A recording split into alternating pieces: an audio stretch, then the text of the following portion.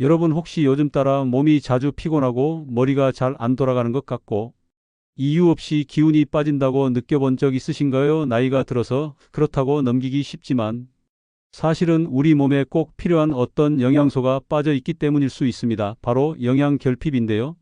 무섭게 들리시죠? 그런데 문제는 이 영양결핍이 겉으로 티가 잘 안 나다가 어느 순간 큰 병으로 찾아온다는 겁니다. 오늘 영상 끝까지 보시면 내가 평소에 놓치고 있던 영양소가 무엇인지, 또 어떻게 하면 돈 많이 들이지 않고도 안전하게 보충할 수 있는지 확실하게 알게 되실 겁니다. 자, 그럼 지금부터 본격적으로 시작해 볼까요?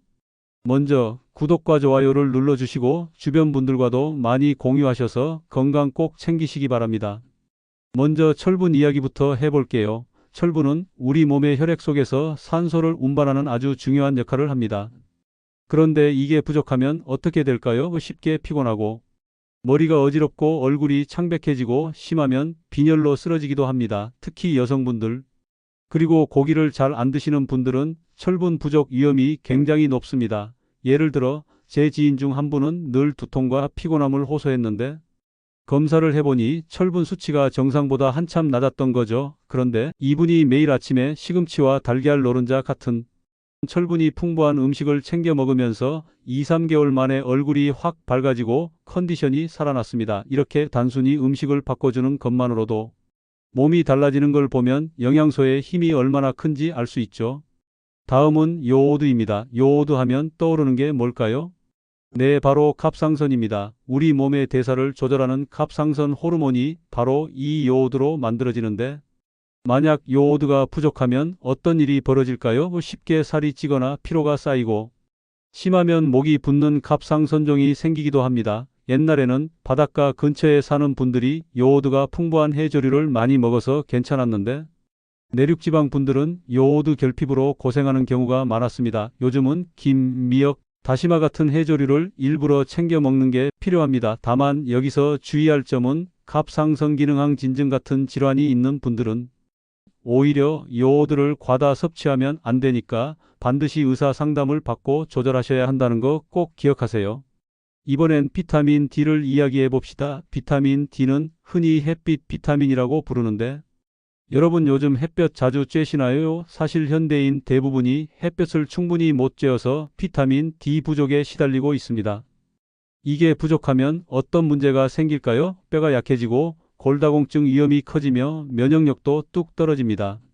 심지어 우울감과도 관련이 있다는 연구도 많습니다. 미국에서 진행된 한 연구에 따르면 비타민 D 수치가 낮은 사람일수록 감염병에 걸릴 확률이 1.5배나 높았다고 해요.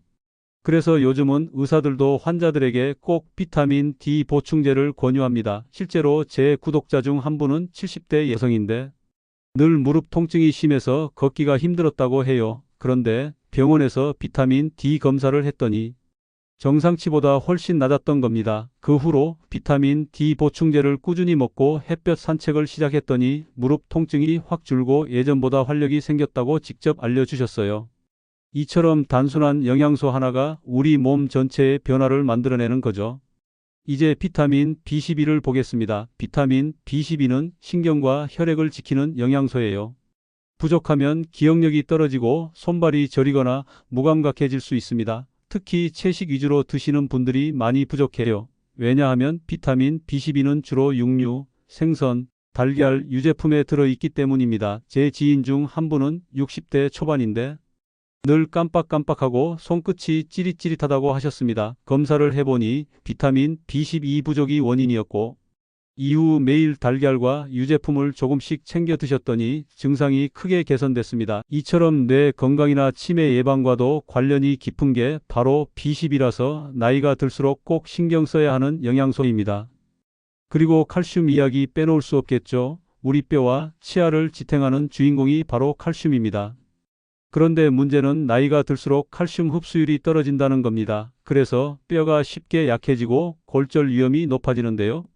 여성분들은 폐경 이후에 특히 조심해야 합니다. 그런데 여기서 중요한 건 그냥 칼슘만 챙긴다고 되는 게 아니라는 거예요.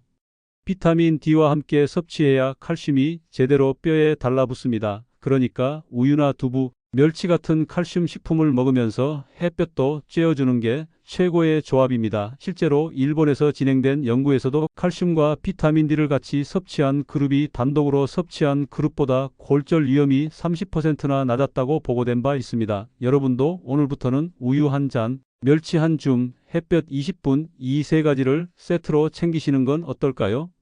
자, 이렇게 들으시니까 어떠세요? 영양소 하나하나가 부족해도 이렇게 큰 문제가 생길 수 있다는 게 놀랍지 않으신가요? 그런데 여기서 끝이 아닙니다. 더 무서운 건 이 결핍이 서서히 진행되면서 우리가 전혀 눈치채지 못하게 몸속에서 병을 키운다는 겁니다. 예를 들어 철분이 부족해서 빈혈이 생기면 뇌까지 산소가 잘 안 가니까 집중력이 떨어지고 학습 능력이나 기억력이 저하됩니다. 요오드가 부족하면 대사가 느려져서 살이 찌고 심장이 약해집니다. 비타민 D가 부족하면 면역이 떨어져서 잔병 치레가 많아지고 B12가 부족하면 치매 위험이 커집니다. 칼슘이 부족하면 넘어졌을 때 쉽게 뼈가 부러져서 큰 후유증을 남길 수 있죠. 이렇게 보면 영양 결핍은 단순히 피곤한 정도가 아니라 우리 삶 전체를 위협하는 아주 중요한 문제라는 걸 아실 수 있을 겁니다. 그렇다면 어떻게 하면 이 결핍을 예방할 수 있을까요? 방법은 생각보다 단순합니다. 첫째는 균형 잡힌 식사입니다. 단백질, 채소, 곡물, 과일, 견과류, 해조류까지 골고루 챙겨 드셔야 합니다. 둘째는 생활 습관입니다. 햇볕 쬐기, 규칙적인 운동, 충분한 수면 같은 기본적인 것들이 영양소 활용을 돕습니다. 셋째는 정기적인 검사입니다. 특히 중년 이후에는 혈액 검사를 통해 비타민 D, 철분, B12 같은 수치를 체크해 보는 게 좋습니다. 그래야 미리미리 결핍을 잡을 수 있습니다. 넷째는 보충제 활용입니다. 음식으로 다 채우기 어렵다면 보충제를 적절히 활용하는 것도 좋은 방법입니다. 다만 무턱대고 먹지 말고 반드시 전문가 상담을 거쳐 본인에게 맞는 영양제를 선택하는 게 중요하죠. 여러분, 오늘 이야기를 들으시면서 혹시 나도 모르게 결핍이 있을 수 있겠다는 생각 드시지 않나요?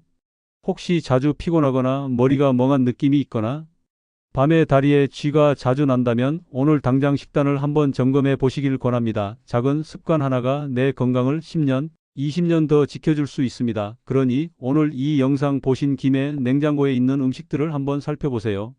내가 먹고 있는 음식이 과연 내 몸에 필요한 영양소를 채워주고 있는지 아니면 빼앗고 있는지를 말이죠.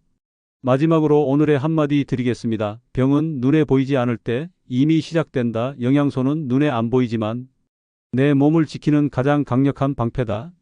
오늘부터라도 여러분의 식탁에 작은 변화를 주셔서 건강한 하루하루를 채워가시길 바랍니다. 오늘 영상이 도움이 되셨다면 구독과 좋아요 꼭 눌러주시고요. 댓글로 여러분이 평소에 가장 자신 없는 영양소는 무엇인지 또 어떻게 챙기고 계신지 남겨주시면 다른 분들에게도 큰 도움이 될 것 같습니다. 저는 다음 시간에도 더 알차고 유익한 건강 이야기로 찾아뵙겠습니다. 감사합니다.